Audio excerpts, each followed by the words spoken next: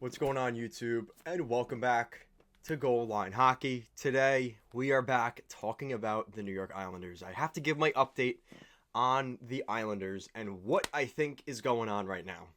So, it's been a couple of weeks. It's been a while since I posted a video, and I usually give updates throughout the season on the Islanders because that is my team. The colors for this channel are based off of the Islanders. I have a lot of Islander jerseys. I go to a lot of Islander games.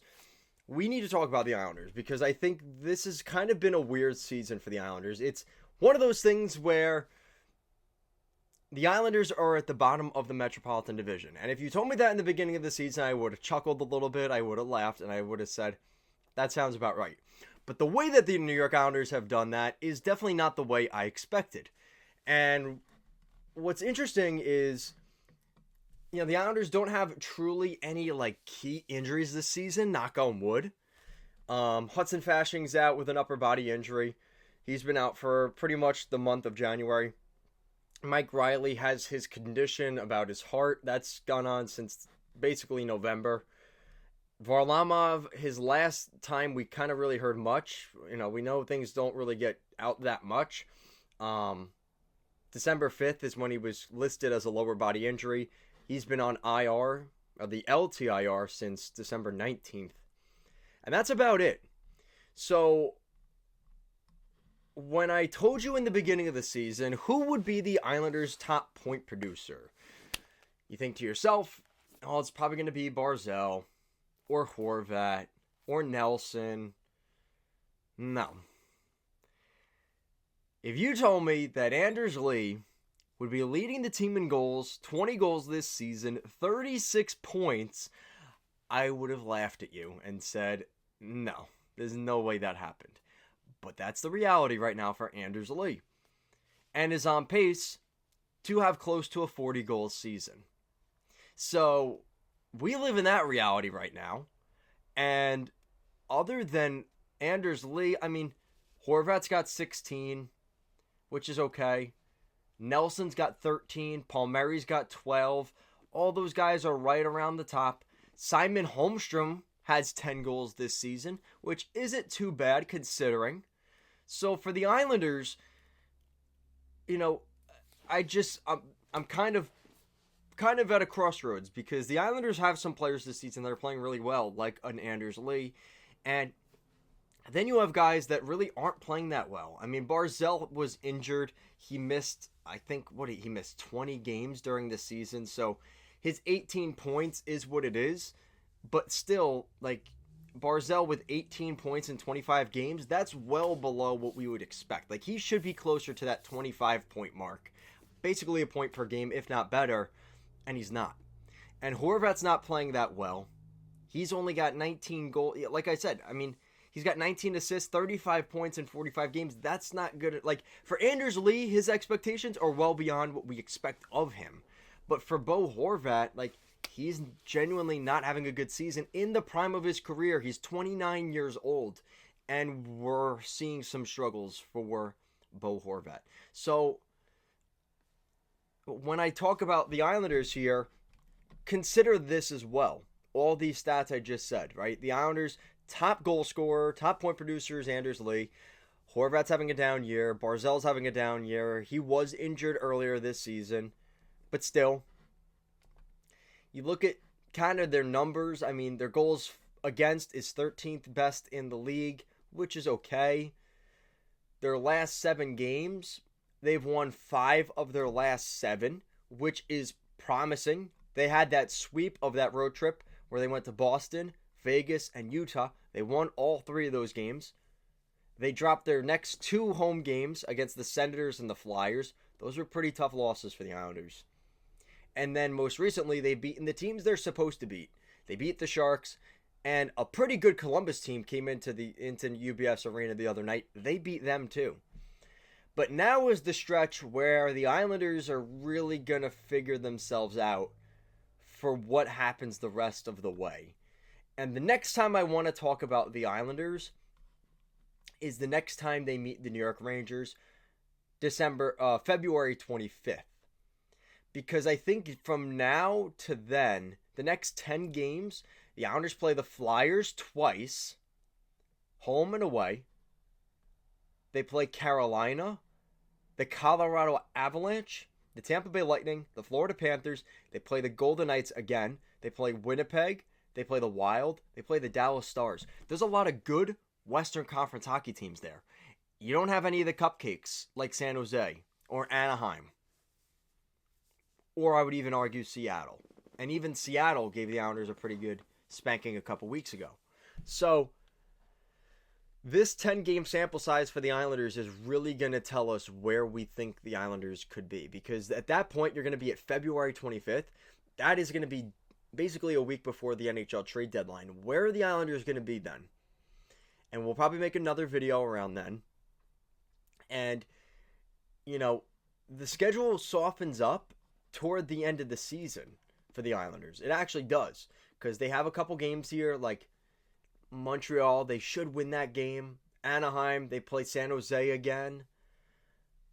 So there are very winnable games for the Islanders, but they're going to have to find a way to win these next 10 games to give the Islanders management, the fan base, the team, the confidence that they can actually do something this year. Because for me, I don't think the Islanders have what it takes this year. And when you consider, and I talked about this in my video a couple days ago about JT Miller, is the Islanders are in a situation right now where they're 8th in the Metropolitan Division. They're 7 points back of a playoff spot, but you consider the amount of teams they have to leap to get to that 7 points. It's basically an untenable task for a team like the Islanders this year. You consider who's in front of them. Between them and the 52-point second wild card spot in the East, Ottawa Senators, you have the Rangers, the Red Wings, the Flyers, Penguins, Canadiens, Blue Jackets. Then you get to the Senators. You have to beat out the Senators to get that spot. That is seven teams.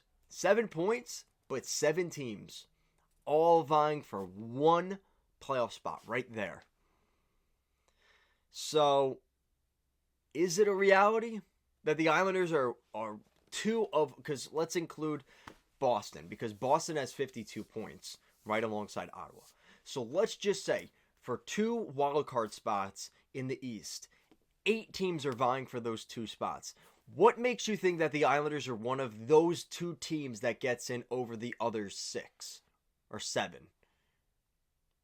Not much, if any at all.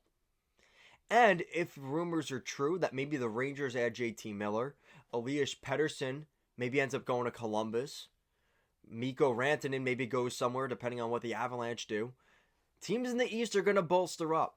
Which also means if there's a lot of buyers at the trade deadline, there isn't going to be a lot of sellers. And the teams that are sellers, like Anaheim, San Jose, Chicago, Nashville, Buffalo, those are maybe 5 legitimate sellers at the deadline. And what are those teams selling? Right? Like, what is Buffalo going to sell at the deadline that's going to be attractive to anybody? They're not trading a guy like Tage Thompson or Dylan Cousins or Rasmus Dahlin. They're not trading those guys. Chicago, well, you know, I think Taylor Hall is a name that a lot of people are kind of linking to a trade, but they got a lot of young guys on that team. They're probably not trading anything super crazy, right? Any big name players. Nashville, they could be interesting for different reasons, but I don't see them making a ton of trades there. The Sharks, what do the Sharks really have that everybody's going to be interested in? Probably not a ton there either. And Anaheim, I would argue, Trevor Zegras and John Gibson are the names that we keep hearing out of Anaheim. And that's about it. The Islanders could easily have the top 5 players available at this year's trade deadline. If the Islanders become a true seller, Lou Lamoriello puts on a sheet of paper, "We are a seller." He stamps it on the piece of paper, seller. Instantly, the Islanders have maybe at the very least 3 of the top 5 players available at this year's deadline. Kyle Palmieri, Brock Nelson, Jean-Gabriel Pageau. You immediately add those players. That instantly is top players available at the deadline. So, Would it be smart for the Islanders to be sellers this year? And I think so. Because we've seen this story so many seasons now. A lot of mentality, I think the worst mentality you can have is let's just get in and see what happens. Because the problem with that is you end up being the Minnesota Wild or the Philadelphia Flyers, who have a decade of mediocrity where they are just good enough, and it takes every cent of energy for them to make it to the playoffs. By the time they get into the playoffs and actually start round one, they're already dead. And we've seen that happen before. Sometimes it works, and that momentum carries over to the first round. That team in the first round has been kind of resting the last couple weeks of the season, and maybe they catch them off guard. But the Islanders don't really have the skill to do that. And unless there is a massive trade coming for Pettersson or Miller or Rantanen or something like that, the Islanders are likely not going to get in. And even if they add those players, what are we talking about them subtracting? They're subtracting probably one of the defensemen, Dobson or Pulak or Pelech, and losing a forward like Simon Holmstrom, who is actually having a decent season this year. Do you want to trade all of that? Because the Islanders don't have the prospects in the pipeline. They don't have prospects like an R2 Ratu or multiple first-round picks. Or, truthfully, let's get to this reality. Are the Islanders willing to have a no lottery protection on that first-round pick? Because if teams are going to talk to the Islanders, they're going to do their very level best at getting the Islanders to have no protection on that first-round pick. And the Islanders lose a lot of leverage in trades because they don't have the prospects and other assets that teams want to get that deal done. So, at this point, it's addition by subtraction to the current roster for the Islanders if they make a big trade.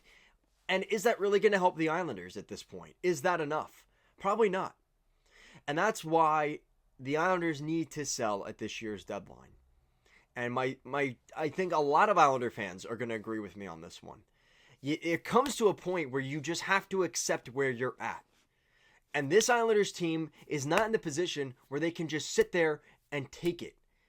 They need to act now. You have guys that are pending contracts that could significantly increase the prospect pool for the Islanders instantly. We could be going into this year's draft with another, maybe one or two or three, potentially, if you get a first-round pick for all of Pajot, Palmieri, and Nelson, that's 3 first-round picks. Then you throw in whatever prospects and draft picks and whatever other things they get in the deal. You just instantly added depth to this team that desperately needs depth to this roster. They have lost so much. They don't have the guys developing in Bridgeport. They're the worst team in the American Hockey League this year, or one of the very worst teams in the AHL this year. They need to make changes. And that includes Lamoriello. Not that I think he's going to be collateral damage, but I wonder about Patrick Waugh. I think the guys in the room like him. He says all the right things. But I really do wonder what is going to happen here. Are the Islanders comfortable enough with Lou Lamoriello making those trades? Because I think if Lou Lamoriello is having it his way, he's going to say, no, we're going for it this year. And fuck whatever happens. Oh, excuse me. Whatever happens next year, who cares? Because I'm not going to be here if we don't go for it. It's going to be an interesting decision for the Islanders and Lou Lamoriello. And I'm really interested to see what the Islanders do. Because everything we've heard about the Islanders has been how they want to buy and get JT Miller or Elias Pettersson. But behind closed doors, I think we all look at the standings. We look at the roster. And we think to ourselves, do the Islanders really have a chance at making the playoffs this year? Do they really? So, that's going to do it for today's video. If you like this content, want to see more videos like it, make sure to like, comment, share, and subscribe to the channel. As always, thank you so much for watching today's video, and I'll see you again next time. Peace out, guys.